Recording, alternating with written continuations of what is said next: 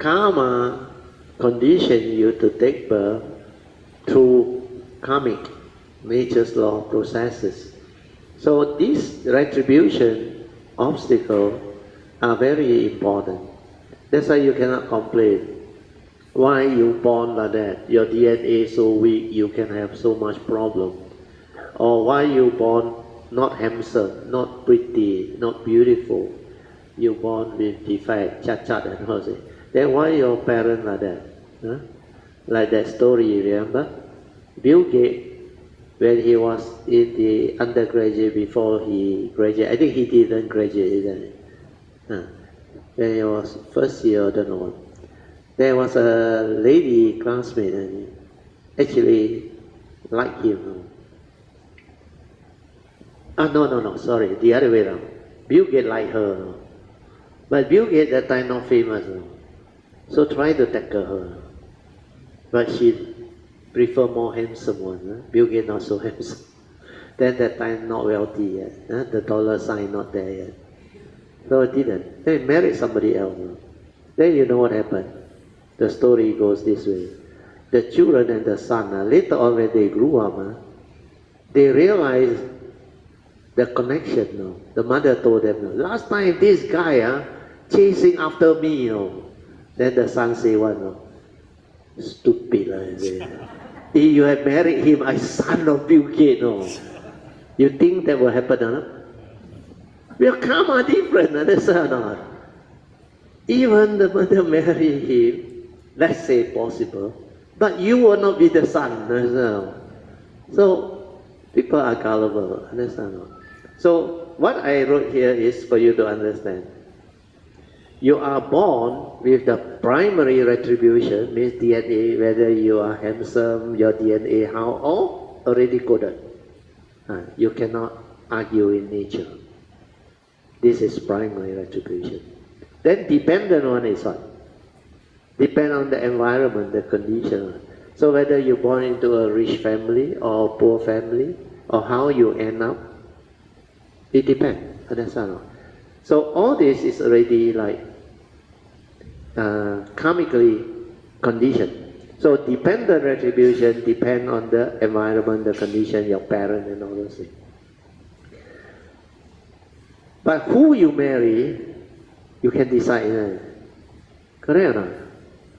So our Chinese culture very good. Who you marry is very important. You know, if you marry the wrong guy, who come after you for your karmic debt, you become miserable. So they say, what is the Mandarin saying?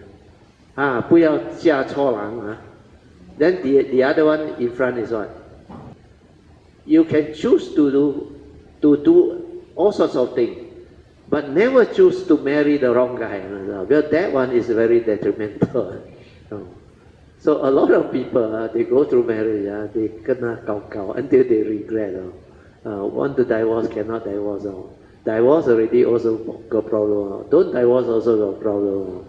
Yeah, it's karmic affinity or karmic repercussion. 欠债还债, you understand? 来讨债. So there is a saying what? 冤亲债主.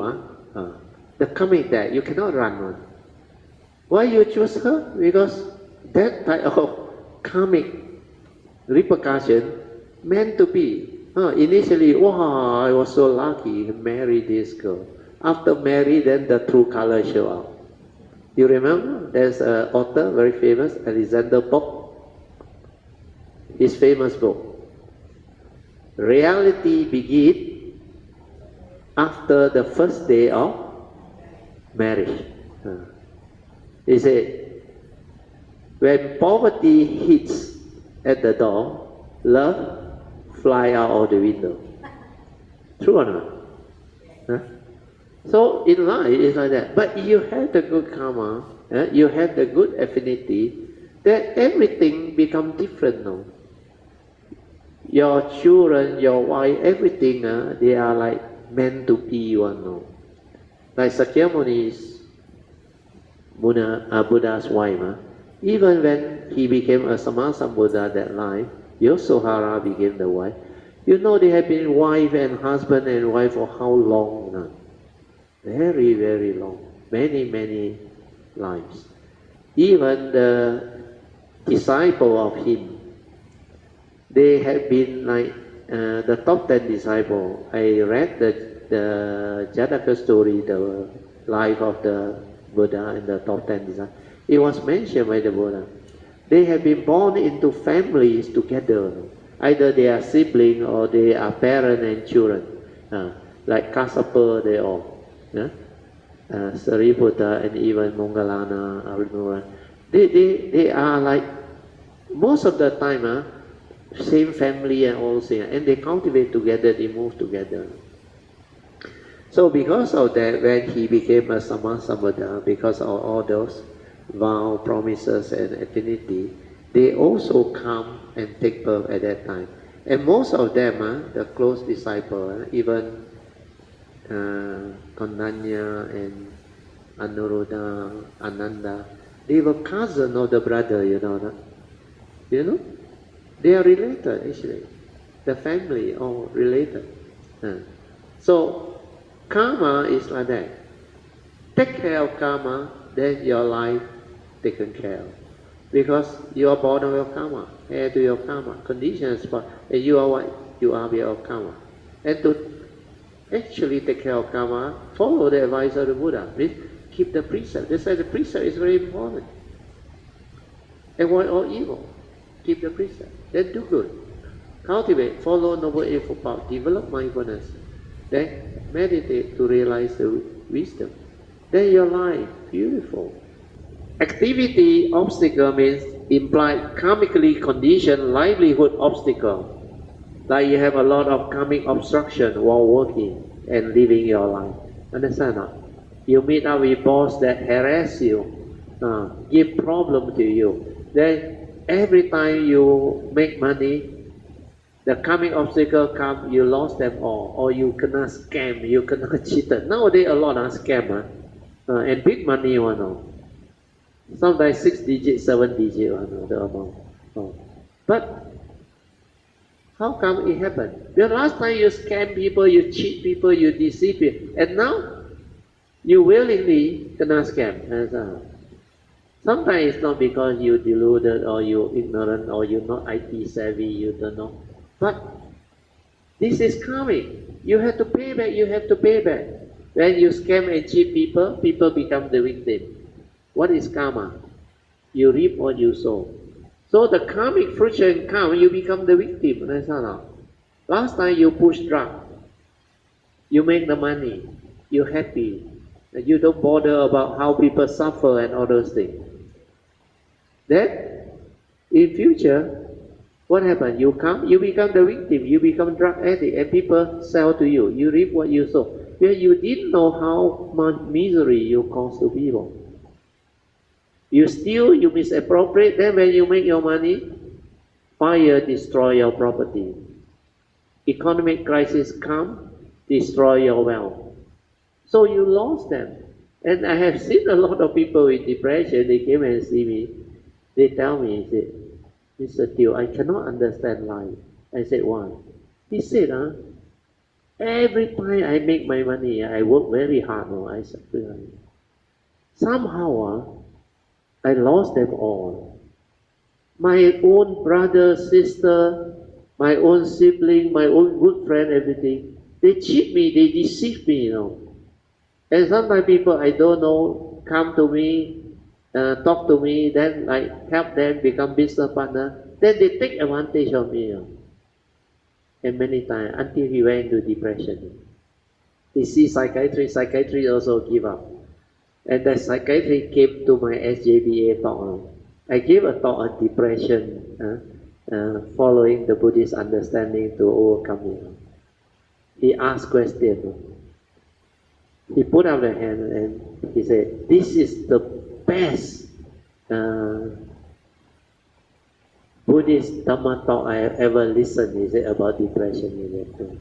Then he asked me, I'm a doctor, I'm a psychiatrist. I got a client, a patient. suffer depression, long time, 20 over years, and miserable.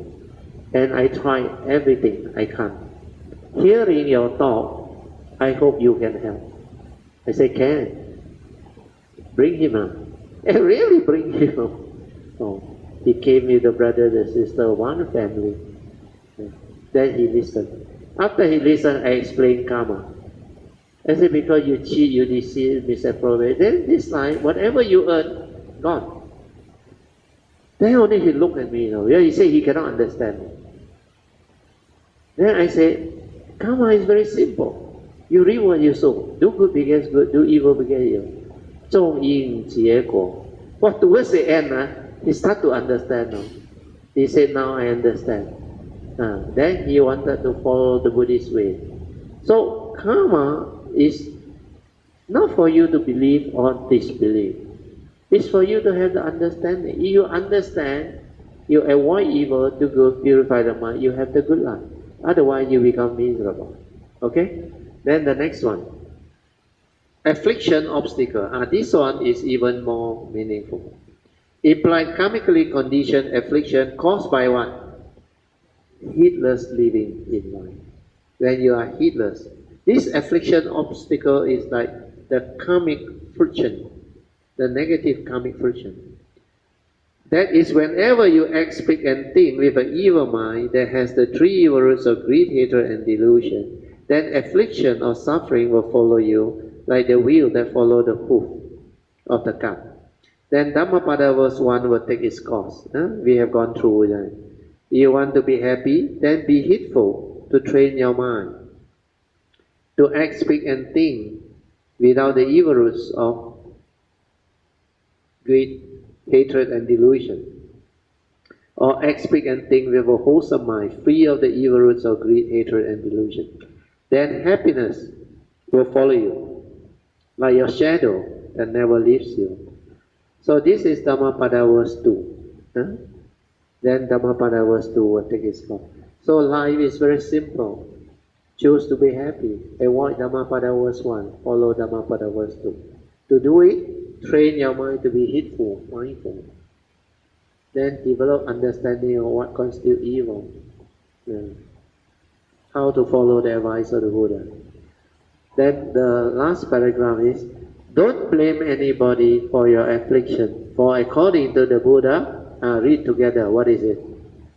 They are born of our karma, heir to our karma, conditioned and supported by our karma. And we are what we are because of karma. Get this understood deeply in your mind so that you don't forget this. Then only you will follow the advice of the Buddha. Otherwise, you take things for granted because you will say, got karma, man? My life so good one. Wait till the causes and conditions arise, then you kena upside down, then you will know. But most of us, I think, are quite blessed. Your life relatively good, I realize. Not too bad, except one or two. Okay, so I read on. So do strive on with heedfulness to take care of karma, so that your life is taken care of. Do not be heedless. Have goodness and kindness, for you reap what you sow. Why have goodness and kindness? No evil in it. Be good and kind. No evil in it. Be loving and compassionate. No evil in it. Develop gratitude, respect, contentment, kindness, goodness, sincerity, honesty, gratitude, humility. All these are beautiful virtues. You reap what you sow means what you do to others, karmically it will come back to you. So if you are good and kind to others, karmically others will be good and kind to you, because these are your karmic inheritance. Then remember, the absence of evil is good. So don't try to be good, but instead just train your mind to be heedful and mindful, so that it is incapable of evil. Then naturally you will be good. Those who have cultivated the Noble Eightfold Path have no evil, but only wisdom and virtue.